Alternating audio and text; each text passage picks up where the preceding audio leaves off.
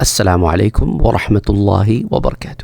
We're living in times where music and entertainment has a lot of impact on people's lives, including Muslims as well. That's why we are talking about this subject matter today, that what is the impact of music and entertainment on the heart according to Islam? Remember, heart is not just a physical component.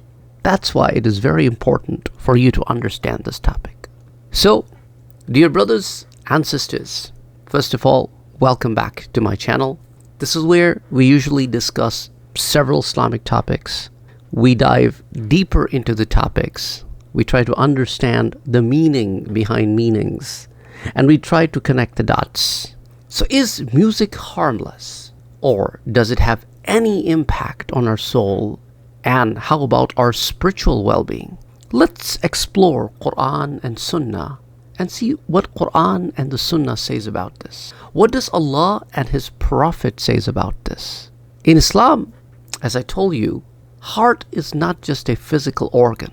It is the spiritual center of our being. Allah subhanahu wa ta'ala describes the heart in many ways. It can be pure, alive, and at peace. But it can also be hardened. It can also be veiled, means wrapped in a curtain or behind a curtain that good information doesn't penetrate through.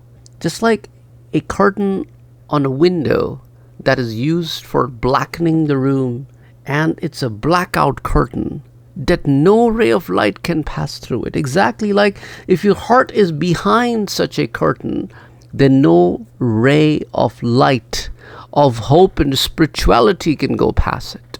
Similarly, the heart can be sick. If you open Quran, there are several different places, but I want to take you to Surah Anfal. Surah Al-Anfal, ayah number 24. Allah subhanahu wa ta'ala says, O those of you who have believed, Ya ayyuhalladhina amanu, astajibu lillahi walirrasuli idha da'akum. Respond to Allah and to the Messenger when He calls you to that which gives you what? إِذَا دَعَاكُمْ لِمَا يُحْيِيكُمْ, so that He can bring life into you. Well, we are already alive. So what life are we talking about here? This is the life of the heart.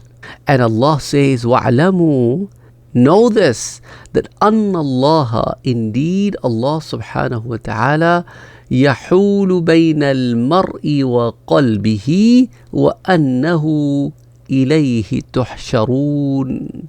And know that Allah intervenes between a man and his heart, and that to Him you will be gathered.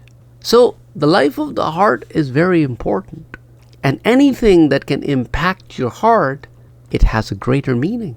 So Allah subhanahu wa ta'ala is telling that Quran and the Sunnah will give you true life, especially to your heart.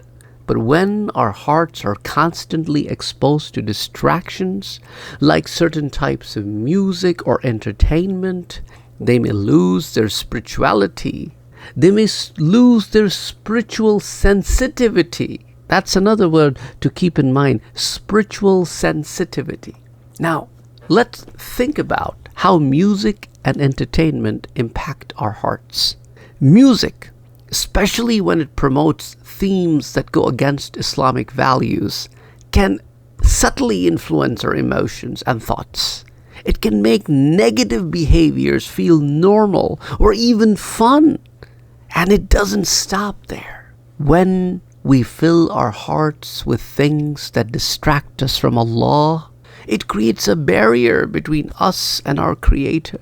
In fact, ulama have said about this. For example, Ibn Qayyim says about this, that he describes how the love for music and the love for the Quran cannot coexist in the same heart. That's why you will notice that when you are getting inclined towards music, you are not getting inclined towards Quran. You do not find comfortable in the two worlds at the same time. So think about it. When we fill our time with entertainment that doesn't bring us closer to Allah, we are essentially letting these influences shape our values and priorities. Islam encourages us to seek enjoyment, but in a way that is beneficial for us spiritually. While the Quran doesn't explicitly forbid Muslims to have a good time, however, open Surah Luqman and look at ayah number 6. وَمِنَ النَّاسِ مَنْ يَشْتَرِي لَهْوَ الْحَدِيثِ.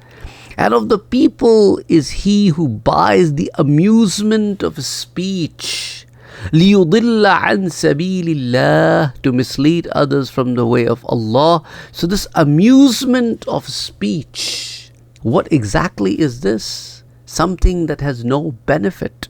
Described by different Sahaba, for example, shirk. For example, misleading stories. For example, frivolous songs or music, but includes all which distracts or diverts one from the Quran and the remembrance of Allah subhanahu wa ta'ala. So many scholars interpret idle talk, lahwa al-hadith, idle talk, as referring to things that lead us away from the remembrance of Allah, which includes music and forms of entertainment. In a hadith from Sahih al-Bukhari, Prophet Muhammad sallallahu alayhi wa sallam warned of a time when some people will make musical instruments lawful, among other things that distract them from their faith. So what can we do? Entertainment isn't inherently bad. Islam encourages us to relax, enjoy time with family, and engage in activities that brings us closer to Allah, but it is up to us in what direction we want to bring our dopamine level high. If we are using music and entertainment and things that take us away from the remembrance of Allah, if we are used to bringing our dopamine level high through those things, then certainly that's exactly what our body would look for. But if we turn away from that and we increase the dopamine level of our minds, our brains, through the remembrance of Allah, then things will be very different. So instead of listening to music that distracts us from Allah, we could listen to Quran and recitations and ponder over it, think about it, look at the translations, see what Allah wants us to learn. Try making playlists of nasheeds without musical instruments, or seek out content that lifts the spirit instead of clouding it. Allah has blessed us with countless halal alternatives. When we choose entertainment that nourishes our hearts, we will feel lighter, more at peace, and more connected to our faith. So in conclusion, brothers and sisters, our hearts are precious. The choices we make each day can bring us closer to Allah or take us away from Him. Let's choose to fill our hearts with the light of faith rather than distractions that darken our souls. Jazakumullahu al-khair for watching this video. If you found this video helpful, please share it. Please share it with others so that more and more people can benefit from it. And if you want to hear more from this channel, you can subscribe to this channel as well.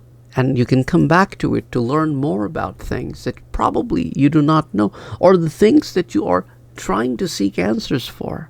Maybe you want to write down in the comment your questions, things that you want to learn about. Let us know in the comment section below.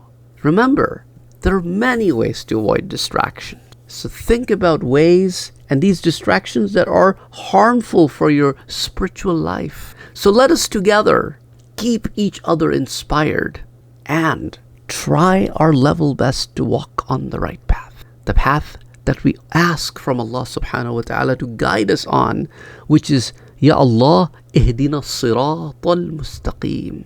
Ameen. Allahumma salli ala Muhammadin wa ala ali Muhammadin sallallahu alayhi wa sallam.